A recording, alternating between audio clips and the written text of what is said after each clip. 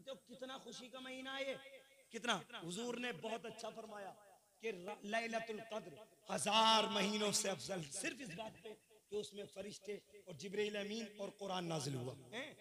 मगर ये महीना इतना अफजल इस बात से लगा लो कि कुरान जिस नबी पे नाजिल हुआ, वाह वाह, कुरान जिस नबी पे नाजिल हुआ, जिसके सदक़े में मलाइका पैदा हुए, जब वो नबी शान वाला जिस महीने में आए, वो महीना कितना अफजल वाला है, सुभान अल्लाह।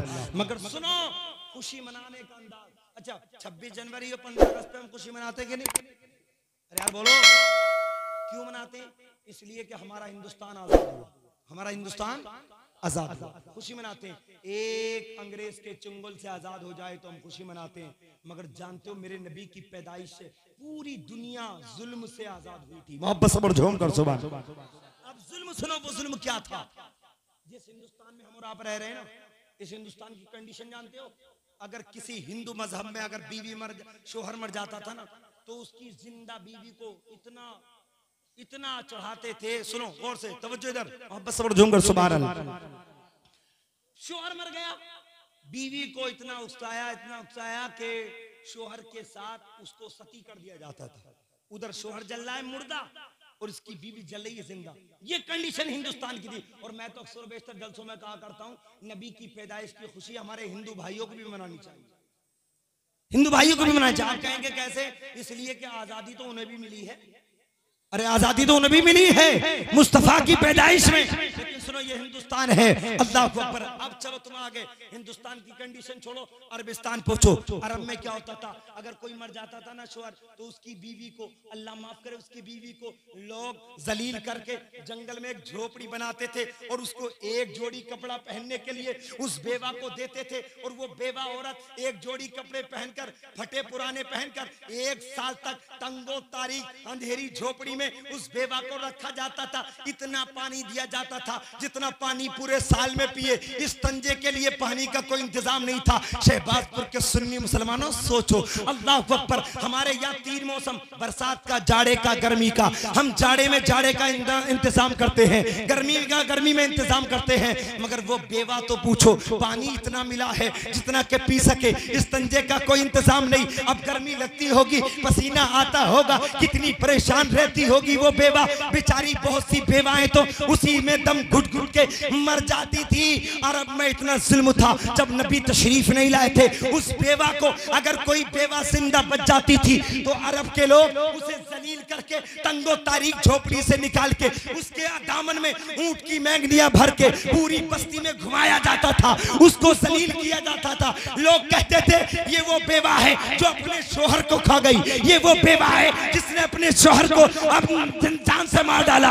अल्लाह अकबर। ये जुल्म था अरब के अंदर। और अरब के अंदर जुल्म यहाँ तक नहीं, इससे बड़ा और जुल्म मैं आपको सुनाता हूँ। वापस से बोलो जरा झूम कर सुभान अल्लाह।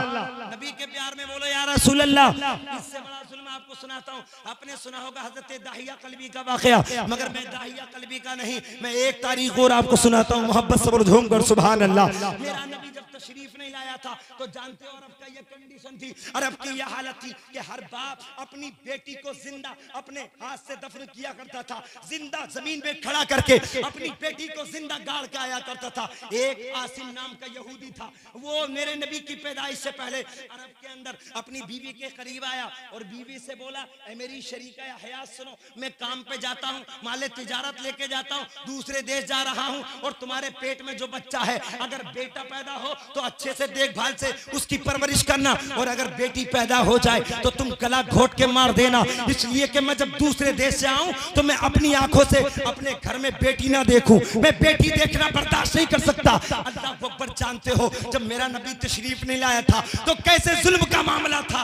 वो चला गया और जाने के बाद इत्तिफाक से 2-4-5 महीने के बाद जो पेट से पैदा हुआ तो वो बेटा नहीं बल्कि बेटी ने जन्म लिया। जब बेटी पैदा होती है, आसिम की बीवी को ख्याल आया कि मेरे शोहर ने कहा था गला घोट के मार देना, अपने हाथों को बढ़ाती है ये माँ, अभी हाथ बढ़ाए थे, अंदर से आवाज आई, ए माँ तू कत्ल मत करना वरना तारीख लिखने वाला तारीख में लिखेगा कि माँ भी जालिमा होती है, माँ भी कातिला होती है, माँ भी डायन होती है। इसने अपने हाथों हाथों को खींच लिया और खींच कर जब तक इंतजार करती रही जब तक मेरा शौहर आएगा, जब तक तो अपनी बेटी को निगाहों के सामने रखूंगी। जब यकीन हो गया मेरा शौहर आने वाला है, उसने पड़ोसन को बुलाया और पड़ोसन को बुला के कहा, मेरी पड़ोसन ये बच्ची मेरी है, खर्चा मैं दूंगी, पैसा मैं दूंगी, सारा इंतजाम मैं करूंगी, लेकिन थोड़ा सा मेरी बच्ची की जिंदगी बचाने के लिए मेरे शौहर के सामने अपनी बच्ची तस्लीम कर लेना, अपनी बच्ची बता देना ताकि मेरी बच्ची की जान बच जाए। अल्लाह अकबर। कुछ दिनों के बाद आसिम भी आ गया और आने के बाद उसने पूछा क्या हुआ। माँ ने जवाब दिया, जो हुआ था मैंने उसका काम कर दिया है, जो हुआ था मैंने उसका काम कर दिया है। शौहर समझा कि शायद लड़की हुई थी और इसने गला घोट के मार दिया, इसने काम कर दिया, आगे कुछ नहीं पूछा। एक दिन गुजरा, 2 दिन गुजरे, कई दिन गुजरने के बाद एक दिन इत्तेफाक से आसिम घर में बैठा था, वो बच्ची आ गई पड़ोस में से और वो सुबह से लेकर शाम तक माँ के पास रहती थी। आसिम कमाने चला जाता था, लेकिन एक दिन कमाने नहीं गया, सुबह से शाम तक घर रहा। बच्ची पड़ोस से आई और जैसे ही उसके करीब बैठी, बच्ची बड़ी खूबसूरत थी, आंखें बड़ी खूबसूरत थी, चेहरा बड़ा खूबसूरत था। आसिम नाम के शख्स ने जब अपनी बेटी को देखा, अपनी बच्ची को देखा, उसे मालूम नहीं था ये मेरी बेटी है, उसे मालूम नहीं था मेरी बच्ची है। उसने देखा, उस बच्ची को करीब किया, उसके गालों को चूमने लगा, उसके हाथों को चूमने लगा, उससे प्यार करने लगा। माँ धोखा खा गई। हो सकता है इस जालिम बाप के दिल में बेटी की मोहब्बत आ गई है, मगर वो अपनी बेटी समझ के प्यार नहीं कर रहा था, बल्कि पड़ोसन की बच्ची समझ के प्यार कर रहा था। प्यार करते करते आसिम बोला, बीवी जान सुनो, ये बच्ची तो बड़ी खूबसूरत है, इसका चेहरा तो बड़ा अच्छा है, इसकी आंखें तो बड़ी अच्छी है। ये बीवी बेचारी माँ धोखा खा गई। कहा शौहर बच्ची अच्छी लग रही है, चेहरा अच्छा लग रहा है, कहा बहुत अच्छी है, कहा अच्छी है, ये बेटी तुम्हारी हो जाए तो तुम्हें कैसा लगेगा। जब इतना कहा तुम्हारी हो जाए, सालिम को करंट लग गया और एकदम गुस्से से तिलमिला उठा और कहा, ए बीवी ये बच्ची मेरी हो जाए क्या मतलब, क्या कहना चाहती हो। शौहरे नामदार, जो तुमने पेट में हमल छोड़ा था वो हमल और नहीं, कोई बेटी और नहीं थी, यही बेटी थी, ये तुम्हारी बेटी है, इसकी रगों में तुम्हारा खून है, इसकी रगों में तुम्हारा नुत्फा है। अल्लाह अकबर। जब इतना सुना, जानते हो मुसलमानों, वो जालिम उठा, अपनी बीवी के लात घूंसे मार के बीवी को बेहोश करके अपनी बेटी का हाथ पकड़ा, ये 4 साल की बच्ची थी, इसका हाथ पकड़ के जंगल में ले गया और आसिम नाम का जालिम जंगल में ले जाके अपनी बच्ची को खड़ा करके जंगल में जाके जमीन खोदना शुरू करता है। अब जमीन खोदते खोदते आसिम नाम के चेहरे पे जब पसीना आया, वो 4 साल की बेटी थी और बेटियों को माँ बाप से कितनी मोहब्बत होती है आप सब जानते हैं। वो 4 साल की बच्ची अपने बाप के करीब आ गई और अपने दामन से, अपने आंचल से अपने बाप का पसीना पूछने लगी और कहने लगी, अब्बू जान इतनी मेहनत क्यों कर रहे हो, अब्बू जान इतनी मशक्कत क्यों उठा रहे हो। मगर उस बच्ची को क्या मालूम था कि इंतजाम मेरा हो रहा है, ये कत्ल का गड्ढा मेरे लिए खोदा जा रहा है। वो बेटी बाप का पसीना पूछती रही, वो जालिम उसके दिल पर कुछ असर नहीं हुआ। गड्ढा खोदते खोदते वो कहने लगी, बेटी ऐ मेरे अब्बू जान मेहनत आप कर रहे हो तो आपका मेहनत में हाथ मैं भी बटा देती हूँ, आप खोदते रहो, मैं अपने नन्हे मुन्ने हाथों से मिट्टी निकालती रहूंगी। ये जालिम बाप गड्ढा खोदता रहा, वो छोटी सी बच्ची नन्हे मुन्ने हाथों से मिट्टी निकालती रही और मिट्टी निकालते निकालते जब जालिम को यकीन हो गया कि गड्ढा इतना नीचा हो चुका है जो मेरी बेटी खड़े होकर इसमें दफन हो जाएगी, उस जालिम ने अपनी बेटी का हाथ पकड़ा और हाथ पकड़ के उस गड्ढे के अंदर जब खड़ा किया और खड़ा करके बच्ची पहले तो मुस्कुराई, पहले तो खिलखिला के हंसने लगी कि मेरा बाप कई सालों के बाद आया है, हो सकता है इसके खेल का तरीका ऐसा ही हो, ये मुझको खिला रहा है। बच्ची को क्या मालूम था कि इसके साथ कैसा जुल्म हो रहा है। वो बच्ची खड़ी है, वो जालिम बाप अपने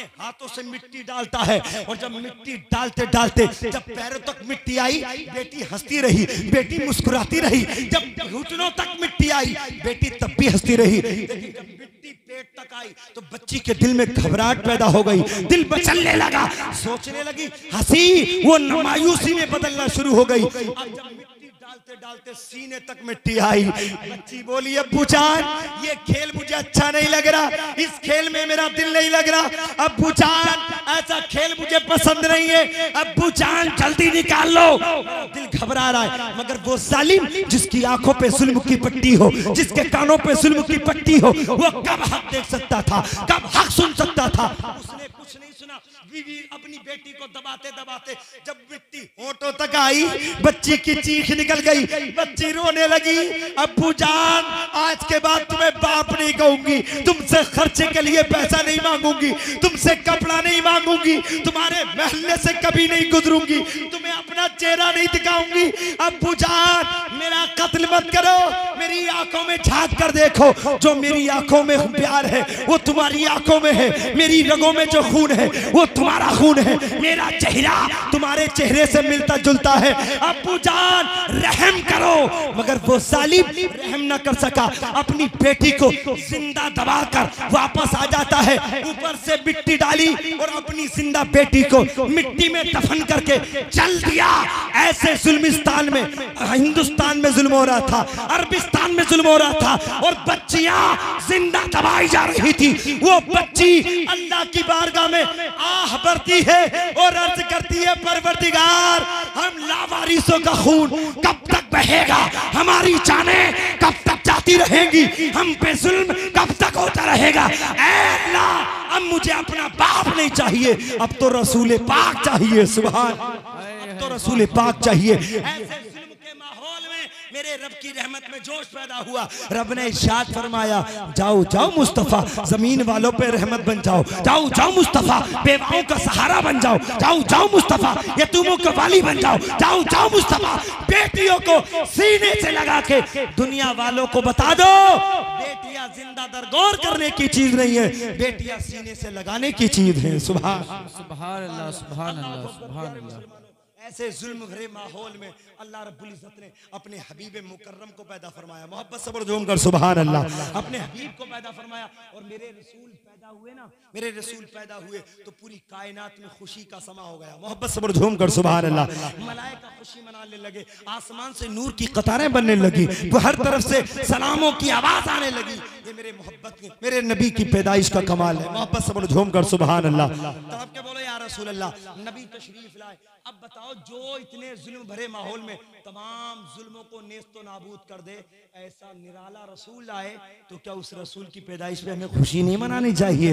हमें खुशी मनानी चाहिए। हम अपने बच्चे की खुशी मनाए या ना बनाए, आमिना के लाल की पैदाइश की खुशी जरूर मनाए। इसलिए कि इज्जत मिली है, दौलत मिली है, सरबत मिली है, वकार मिला है, मजहब इस्लाम मिला है, तो आमिना के लाल का सदका है। सुभान अल्लाह, अल्लाह को अकबर। सरकार की आमद का अंदाज निराला है, मक्के में हुए पैदा, घर घर में उजाला है। अब मैंने जिस आयत को पढ़ा है उसका तर्जुमा सुने, मोहब्बत सब्र जोम कर सुभान अल्लाह।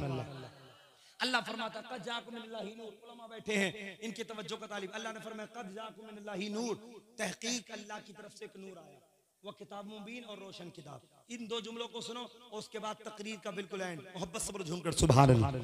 अल्लाह ने फरमाया नबी को नूर। क्या फरमाया अल्लाह ने? अरे यार बोलो, अल्लाह ने नबी को नूर। नूर के माना क्या आते हैं? और से पूछो, शहजादे आले रसूल से बोलो, नूर के माना आते हैं रोशनी। नूर के माना आते हैं रोशनी। अच्छा ये बताओ, जितने फिरके हैं हिंदुस्तान में, क्या पूरी दुनिया में कोई फिरका ऐसा है जो अपने अब्बा की किताब से बनाओ? अरे बोलो नहीं। जो भी फिरका बनाना नया, वो हवाला कुरान के देता है। अरे देता नहीं देता कुरान का हवाला। क्या हमारे पास आओ, हमारे पास कुरान की तालीम मिलेगी। हम ऐसे वैसे को नहीं मानते, हम तो कुरान को मानते। जानते हो कुरान क्या है? देखो कुरान का कोई कसूर नहीं। कुरान की शान ये है, पहले पारे में अल्लाह फरमाता युदिल्लु बिही कसीरन व यहदी बिही कसीरा। इसी कुरान को पढ़ के लोग गुमराह भी हो सकते हैं और इसी कुरान को पढ़ के लोग हिदायत भी पा सकते हैं। सुभान। यार देखो, अल्लाह की किताब है ना। अरे कुरान अल्लाह की किताब है कि नहीं जी? अरे बोलो मोहब्बत से झुमकर सुभान अल्लाह। कुरान अल्लाह की किताब है। अच्छा, अल्लाह की किताब है ना कुरान, इसे पढ़ के तो हिदायत मिलनी चाहिए थी, हैं? गुमराह तो नहीं ना। अरे यार, कुरान पढ़ के गुमराह नहीं होना चाहिए ना, हिदायत मिलनी चाहिए। मगर रब का फरमान है युदिल्लु बिही कसीरन व यहदी बिही कसीरा। इसी को पढ़ के बहुत से गुमराह हो जाते हैं और इसी को पढ़ के बहुत से हिदायत। भाई कुरान का कसूर नहीं है, कुरान का कोई कसूर नहीं है, पढ़ने का कसूर है। अरे बोलो, कुरान को पढ़ने का कसूर है। अगर तुम नबी की बगावत का चश्मा लगा के कुरान पढ़ोगे तो कुरान तुम्हें गुमराह कर देगा, और नबी की मोहब्बत दिल में बसा के कुरान पढ़ोगे तो लोग तुम्हें, कुरान तुम्हें हिदायत अता कर देगा। कुरान सुनो, अल्लाह फरमाता है कद जाकुम मिनल्लाहि नूर, तहकीक अल्लाह की तरफ से एक नूर आया, रोशन किताब। यार नूर रोशनी और रोशन किताब, किताब भी रोशन और नबी भी नूर रोशनी, क्या मतलब? खुदा को देना था तो नूर दे देता, अल्लाह ने नबी को नूर बना दिया था, सब कुछ था। नबी चलते, लोग चल के नबी के चलने को देखते तो हिदायत पा जाते। मगर रब ने नबी के साथ कुरान दिया। क्या दिया? अरे यार बोलो, नबी के साथ कुरान और कुरान के साथ नबी नूर, ये दो बातें समझो। उसके बाद तकी खत्म, मोहब्बत से बोल दूंगा सुभान अल्लाह। नबी के साथ नूर, अल्लाह ने फरमाया नबी को नूर बना के, और किसके लिए नूर? कुरान के लिए। कुरान नबी के लिए और नबी कुरान के लिए। इस बात को समझो। क्यों? जानते हो नबी को अल्लाह ने कुरान क्यों दिया? पहले इसलिए, मैं, नाम मेरा सुलेमान रजा बरकाती, हजरत की दावत मोहब्बत पे मैं आपके सामने हाजिर हुआ इत्तिफाक से। और से सुनना, मेरा जो मस्कन है, जो मेरा गांव है, वो मांडली शमसपुर है। मैं हजरत के कहने पे चला जी, और इत्तिफाक से मनोरता पुल पे अगर पुलिस वाले मुझको रोक लेते, गौर से सुनना, पुलिस वाले मुझको रोक लेते और रोक के मुझसे पूछते मौलाना कहाँ जा रहे हो, मैं कहूंगा शहबाजपुर कला। कहाँ रहते हो? बंसुका मांडली। वाकई रहते हो? मैं जी, कोई प्रूफ है? आईडी है, पहचान पत्र है, आधार कार्ड है? मैं फौरन पॉकेट से निकालूंगा, निकाल के दिखा दूंगा वाकई जो मैंने बोला था। जी जी, अगर मेरी आईडी में वैसा का वैसा ही है तो मैं पक्का हिंदुस्तानी। अरे बोलो यार, है ना? पुलिस वालों को कोई शक होगा नहीं ना? जो बताया था वो निकला, और अगर मैंने कुछ बताया और आईडी प्रूफ में कुछ और निकला तो पक्का आतंकवादी। जेल की सलाखों के अंदर, सलाखों के पीछे में जेल। क्यों आतंकवादी है?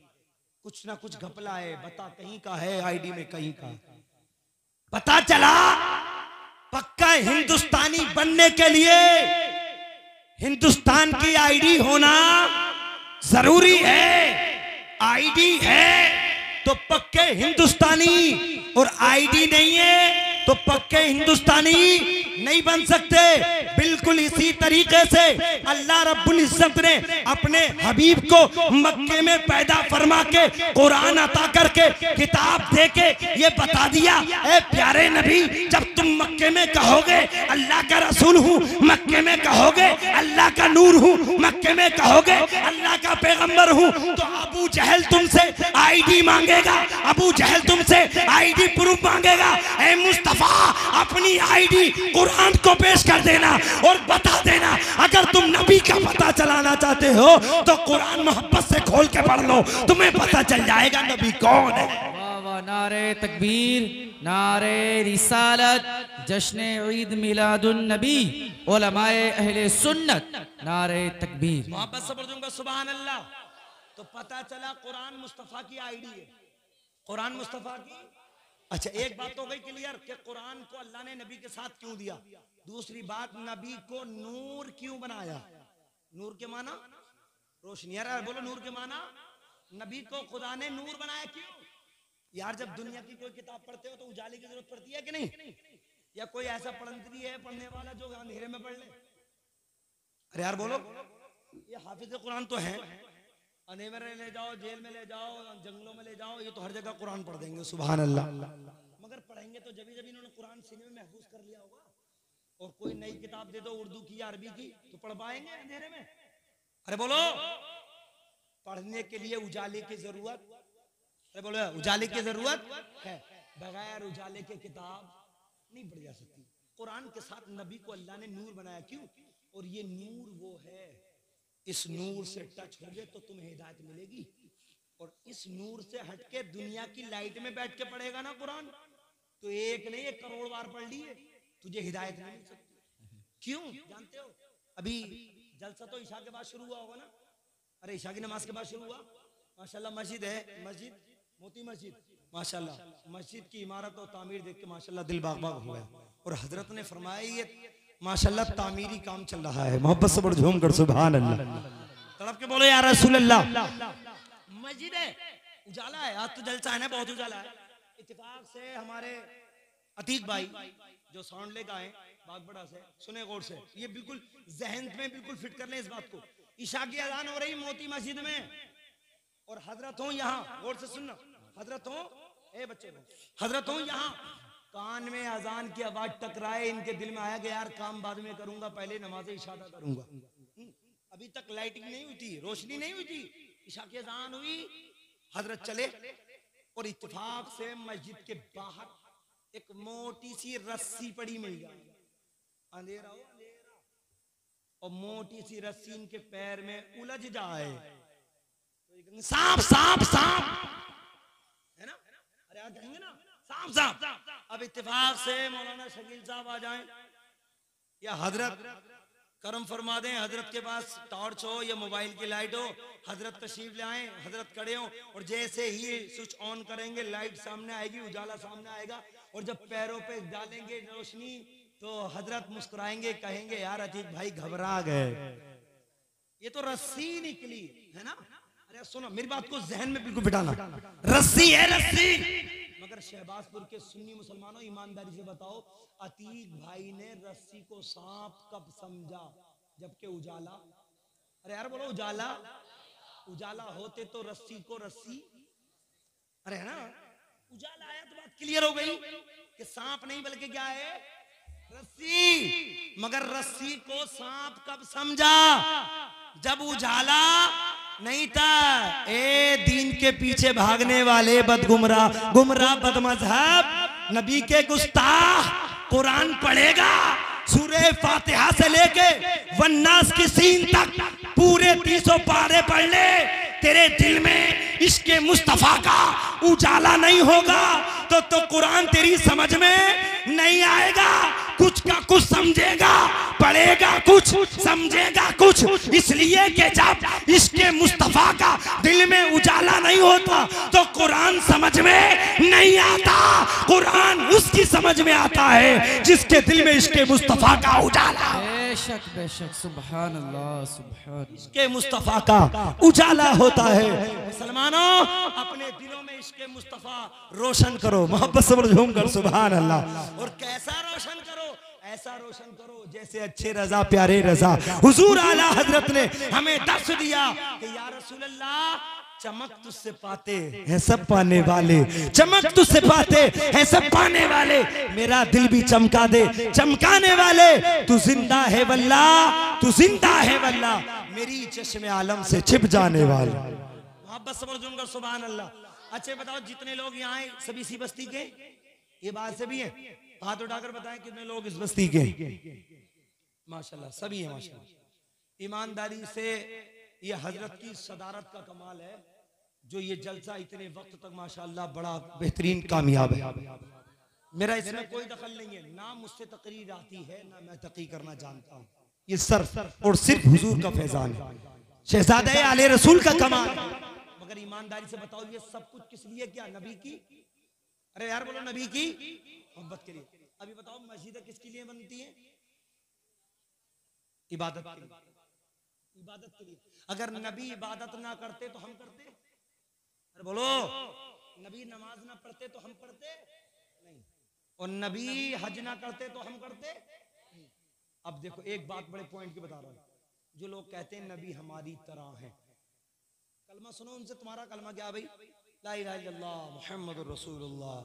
अब पूछो कि नबी का कलमा क्या था,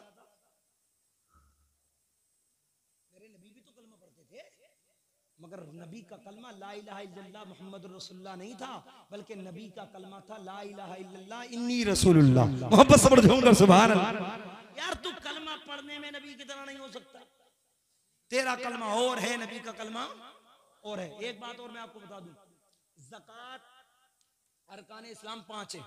कितने अरकान इस्लाम, नमाज रोजा हज ज़कात हैं और कलमा, जिसको तौहीद और रिसालत कहा जाता है, 5 है। उन 5 में से नबी ने कलमा पढ़ा, हम पढ़ते हैं, नबी ने अल्लाह को एक माना, हम मानते हैं, नबी ने नमाज पढ़ी, हम नमाज पढ़ते हैं, नबी ने हज किया, हम हज करते हैं, और नबी ने ज़कात नहीं दी, हम देते। अजीब है ना यार बात, नबी ने कलमा पढ़ा, हम पढ़ते हैं, नबी ने अल्लाह को एक माना, हम मानते हैं, नबी ने नमाज पढ़ी, हम नमाज पढ़ते हैं, नबी ने हज किया, हम हज करते हैं, मगर नबी ने ज़कात नहीं दी, हम देते हैं। अरे यार बोलो हम देते हैं कि नहीं देते? यार जो कानून तुम पे हम पे फिट हो, वो कानून मुस्तफा पे फिट क्यों? हम नबी के मोहताज हैं और शरीयत मुस्तफा की मोहताज है। हम नबी की तरह नहीं, नबी जो कानून बना दे उस कानून पे चलने वाले हम। जानते हो नबी पे ज़कात क्यों नहीं है फर्ज? नबी पे ज़कात फर्ज क्यों नहीं है? सुनो, इसलिए कि ज़कात देने के लिए जरूरी है कि गुलाम को ज़कात ना दी जाए। गुलाम को ज़कात, अरे यार बोलो गुलाम को ज़कात। तुम्हारा कोई गुलाम हो तुम्हारे घर में और तुम खूब करोड़पति अरबपति खरबपति हो, ज़कात निकल रही हो 10-5 लाख रुपए, तो तुम सबको दे सकते हो, अपने गुलाम को ज़कात। अरे बोलो अपने गुलाम को ज़कात, क्योंकि गुलाम का सारा खर्चा मालिक के जिम्मे होता है। मालिक के जिम्मे होता है ना, तो मालिक पे ज़कात फर्ज हो तो गुलाम को नहीं दे सकता है ना। अब कहां तक बचोगे? पूरी दुनिया में जितने भी मुसलमान हैं वो मुस्तफा के तो गुलाम हैं। नबी पे ज़कात फर्ज होती तो नबी देते किसे? इसलिए कि पूरी कायनात नबी की गुलाम है। सुभान अल्लाह।